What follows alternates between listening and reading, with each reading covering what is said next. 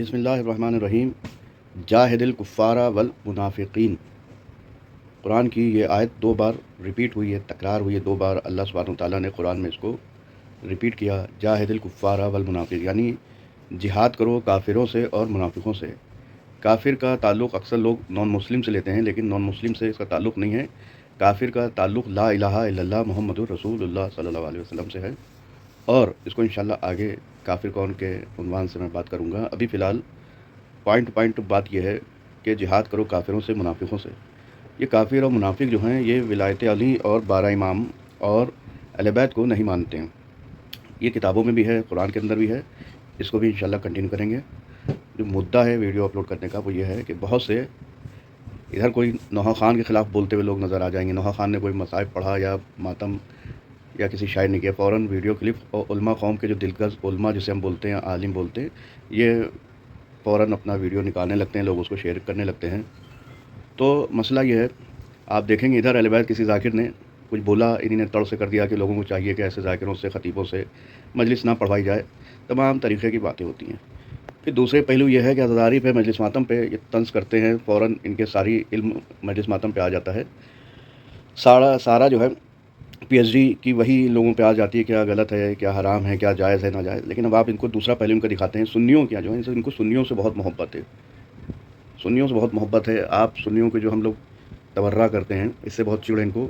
نبی کی بیٹی کا جو قاتل ہے، جس نے امام حسن علیہ السلام کے جنازے پہ تیر چلوائے، ام المومنین جسے کہا جاتا ہے، یا بی بی دو عالم کا، نبی کی بیٹی کا قاتل جس نے آپ کے گھر پہ حملہ کیا، شہید کیا، ان لوگوں کو یہ جو عالم کا طبقہ ہمارے کیا، یہ فوراً طور سے کلپ نکالتا ہے۔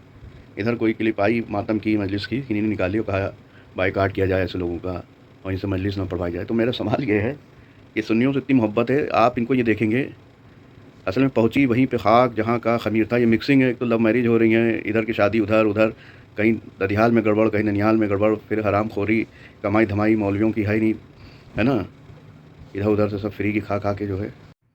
تو آپ یہ دیکھیں گے کہ سنی جو بھائی چارہ یا ادھر ان کی ادھر وہیں پہ بہت زیادہ محبت ہے کہ مجلسوں میں آئیں، ایسی بات نہ پڑھیے جس سے لوگ جائیں، ادھر بہت محبت ہے، ادھر ساری اعتراضات ہیں۔ ادھر اس کا بس مسئلہ یہی ہے صرف کہ اہل بیت سے کہیں نہ، اہل بیت تو ہے نہیں تو بکس کس سے نکالیں، تو اہل بیت کے چاہنے والوں سے ہی ذلیل کرنا یا ان کی توہین کرنا یا ان کو نیچے، جیسے میثم تمار کو کیا گیا، یہ سلمان ابو ذر غفاری تھے، یہ حضرت علی کے چاہنے والوں میں سے ان کو ذلیل کیا جاتا تھا۔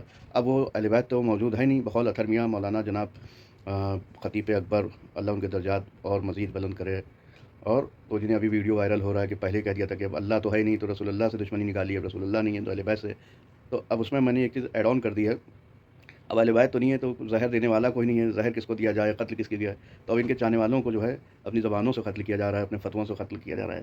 تو بات یہی ہے کہ پہنچی وہیں پہ خاک جہاں کا خمیر تھا۔ ان کا وضو، اصلاح تو یہ ہونا چاہیے تھی کہ بھائی آپ کا وضو ہے، کان میں، وضو میں کان، گدی، پیروں کو دھونا۔ کبھی آپ نے کوئی ایک عالم کی، یہاں سے لے کے آپ کہیں بھی دور دور باہر، انڈیا کے باہر بھی عالم کا چلے جائیے، کسی کا ایک کا بھی نہیں ہے کہ بھیا تمہارا وضو غلط ہے۔ اگر اتحاد ہے، اگر محبت ہے، مسلمان بھائی ہیں، تمام طریقے کی ساری چیزیں، کبھی آپ اصلاح کرتے نہیں دیکھیں گے کہ بھیا تمہارا وضو غلط ہے۔ کوئی تقریر، کوئی کلپ دکھا دی ہے، کوئی کلپ دکھا دیے کہ تمہارا وضو غلط ہے، تمہارا روزہ افطار، جب اتنی محبت ہے تو دھوکہ دینا، چیٹنگ کرنا، سنیوں سے بھی اور شیعوں سے بھی۔ یہ بزنس مائنڈیڈ لوگ ہیں، اصل میں یہ چاہتے ہیں، یہ اصلاح والا ہوتا ہے کہ ہم ترقی کریں، ہمارے بیچ میں روڑا نہ آئے کوئی، ہماری ترقی میں روڑا نہ آئے، ہمارا بزنس پسند سنی شیعہ ہوگی یا یہ سب چیزیں ہوں گی، بزنس رکے گا۔ تو سب بزنس مائنڈیڈ تجارتی لوگ ہیں یہ، اور اب یہ سب چیزیں مجلس ماتم اس میں آتی ہے تو یہ سب بزنس میں روکتے ہیں، رکاوٹ بنتی ہے کہ 2 گھنٹے چلے جائیں گے، 3 گھنٹے چلے جائیں گے، تو اس لیے سارے اٹیکس جو ہوتے ہیں ان کے مجلس ماتم پہ ہوتے ہیں، آپ دیکھیں گے بزنس والوں کے، ہے نا۔ ایک بات تو ہوگی، جبکہ دن میں 3-5 نمازیں ہیں، ایک دن میں آدمی جاتا ہے مسجد 1-1 گھنٹہ بیٹھتا ہے، مہینے میں 4 جمعے ہوتے ہیں، کتنا 2-2 3-3 گھنٹہ پوری دکانیں بند کر کے چلا جاتا ہے جمعے کے لیے۔ تو آپ سے بغض اہل بیت ہے، بغض اہل بیت کے لیے سینگیں نہیں نکل کے آئیں گی، آدمی کی سینگ نکل آئی، یا وہ یہی ہے کہ زبان سے وہ اہل بیت کے خلاف بولے گا، اہل بیت ہے نہیں تو اب ان سے جڑی ہوئی چیزوں کے خلاف بولے گا۔ تو بات بہت طولانی ہو گئی، کہنا یہ چاہتا ہوں کہ جن کا نہ ایمان صحیح، نبی کی بیٹی کا قاتل، نماز رسول کے جنازے پہ تیر ڈلوانا، اور کربلا کی بنیاد کا زیارت عاشورائی میں ہے۔ اب اللہم لنولا، مولا نے جو اس کے اندر زیارت عاشورہ کے آپ جملے سنیں گے، ترجمہ پڑھیے جا کے، پھر دیکھیے کہ پہلے پہ لعنت، دوسرے پہ لعنت، تیسرے پہ لعنت۔ یہاں یہ بچا رہے ہیں جن کو ہم قوم کو، جن کو عالم کہہ رہے ہیں، یہ تینوں کو بچا رہے ہیں، اور اس طریقے سے ہم کر رہے ہیں. اور جس بیوی کی مذمت قرآن میں سورہ احزاب میں کی، سورہ احزاب کے اندر تھا کہ یہ بیوی جو ہے کسی غیر مرد کے ساتھ ٹک گئی تھیں، پوری سنی شیعہ روایتوں میں ہے، ان کو ہے نا اللہ نے ڈانٹا ڈپٹا. سورہ تحریم میں بھی ہے ان بیوی کی مذمت میں، اللہ نے ان سے بہت محبت ہے. تو یہ لوگ خدا قرآن پڑھے ہوئے ہیں، یہ سب اپنی پیروی زن کر رہے ہیں. میں نے کہا تھا کہ انہیں اپنی سوچوں کو اپنا معبود بنا لیا ہے، یہ اپنی سوچوں سے چل رہے ہیں، ان کو یہ نہیں دیکھنا کہ قرآن کے اندر کیا کہہ رہا ہے. تو بغض اہل بیت کی میں بار بار کہتا ہوں، جتنا یہ مجلس ماتم میرے سامنے کتنے لوگ پڑے ہوئے ہیں، کسی کی ہڈی ٹوٹی، کسی کا ایکسیڈنٹ ہوا، میں بیماریوں کا نام نہیں لوں گا، لا علاج بیماریاں جس سے لوگ نام لینے سے بھی ڈرتے ہیں، جن کا دنیا میں کوئی علاج نہیں ہے. اگر مجلس ماتم کے خلاف، عزاداری کے خلاف کوئی بولے گا یا اہل بیت کی شان میں گستاخی انڈائریکٹلی کرے گا کہ ہمیں یہ نہیں سمجھ میں آتا ہے. وہ بستروں پہ پڑا ہوا ہے. میں 17 18 19 سال سے ایز اے فزیو تھراپسٹ مریضوں کو دیکھ رہا ہوں. میں کہنا نہیں چاہتا تھا یہ بات کہ آدمی نہ سوچے کہ مجھے کہہ دیا، لیکن جہاں بدعقیدگی ہے، میں نے زیادہ تر دیکھا ہے کہ جتنے اہل بیت کے معاملے میں گڑبڑ ہیں، سب سے زیادہ تکلیفوں میں وہی پریشانیوں میں مبتلا. یہ بات میں نہیں کہنا چاہتا تھا، مگر یہ بات ہے.